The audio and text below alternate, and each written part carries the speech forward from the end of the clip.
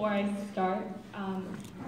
My speech is about my parents, and they're sitting right there, so thank you.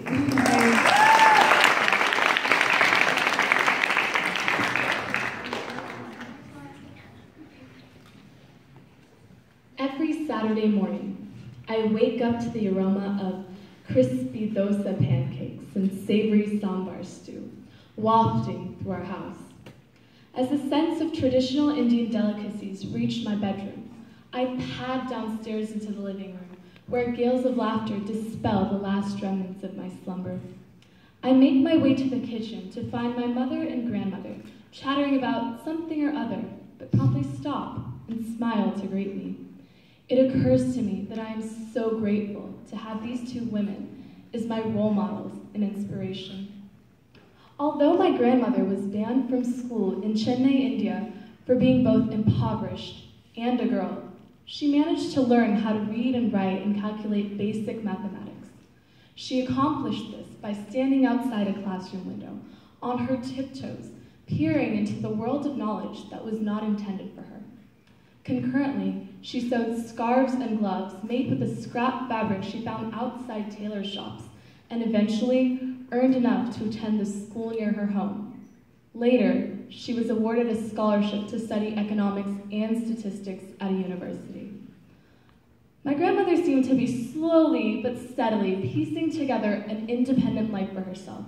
But when she was 18, her parents married her off so they would have one less mouth to feed. Family life was rewarding, yet exhausting, as she played the role of both a traditional wife in Indian society and the sole breadwinner for her husband, 2 daughters, and 3 grandchildren. Contrary to the educational hardships my grandmother faced, there was no question that my mother would attend school and university, as girls weren't restricted from an education any longer. Her only distraction, however, was the boy whose family lived in the flat above hers.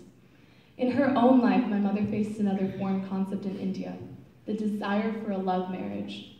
For centuries in the country, marriages were transactional, based on dowry and social status. But my parents were neighbors, and they fell in love.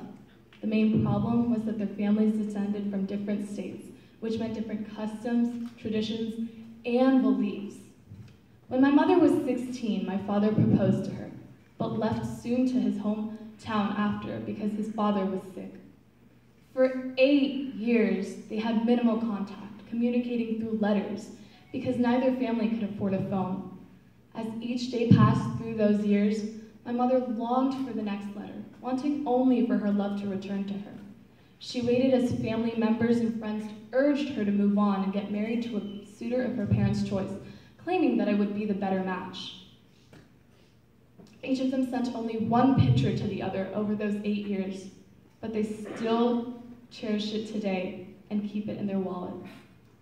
After his father passed, my father returned to my mother, and despite everyone's doubts that he would come back, my mother's trust in his love for her never wavered.